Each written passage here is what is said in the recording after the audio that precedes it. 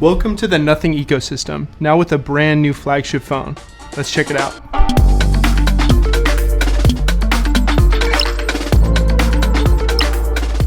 The Nothing phone is back and they're shaking things up.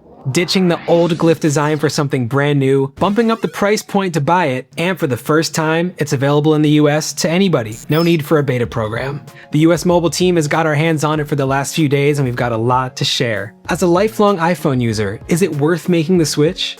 And since US Mobile offers all 3 major networks in the US, of course we had to run it through the gamut. Here's everything you need to know about the Nothing Phone 3.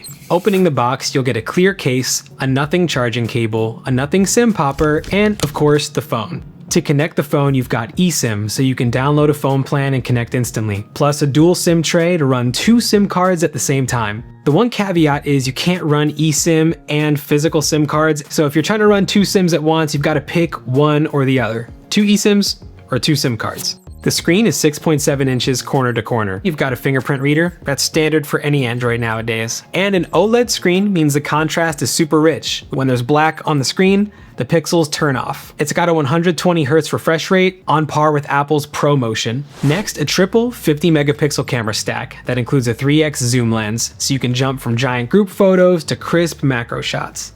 Time to talk about the chip. It's the Snapdragon 8S Gen 4, and it's been a point of contention to say the least. At a flagship price, power users might expect the Snapdragon 8 Elite, which you can commonly find in the latest flagship Android phones. But you've got to remember, UI, hardware, and software optimization are the puzzle pieces that make the full product. The Phone 3 has added new bands inside to improve coverage and speed in the US. However, it still lacks full support for all 3 networks. That being said, we easily activated on eSIM and with SIM cards on our Dark Star and our Lightspeed networks. We even ran both networks at the same time with US Mobile's multi-network add-on. When testing the 2 networks, we put the Nothing phone up against the iPhone. And in our side-by-side test, the Nothing phone actually outpaced it in download speed on both networks. So this phone will be more than enough for your day-to-day activities on the go. Ryan from the content team got his hands on the device last week and used it through the weekend. He's a lifelong Apple user, so I wanted to get his opinion on the device.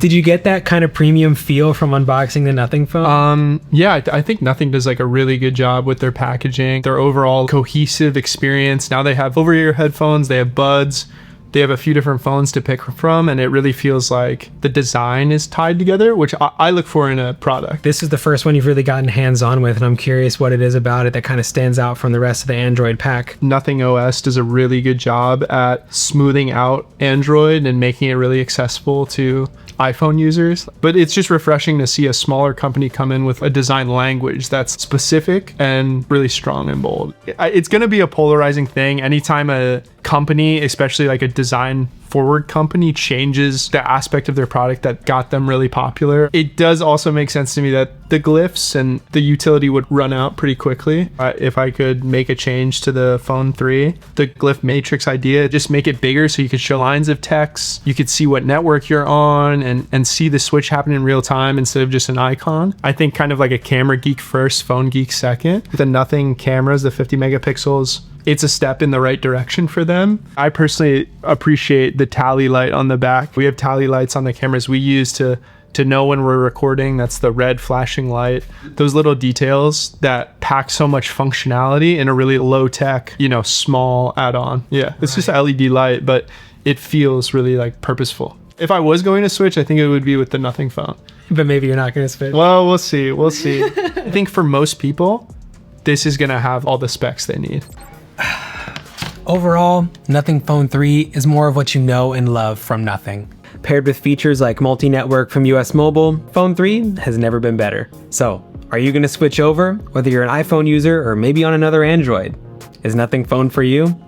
Let us know in the comments below, and stick around for more cool content coming soon. I've been Anthony with US Mobile. Happy connecting.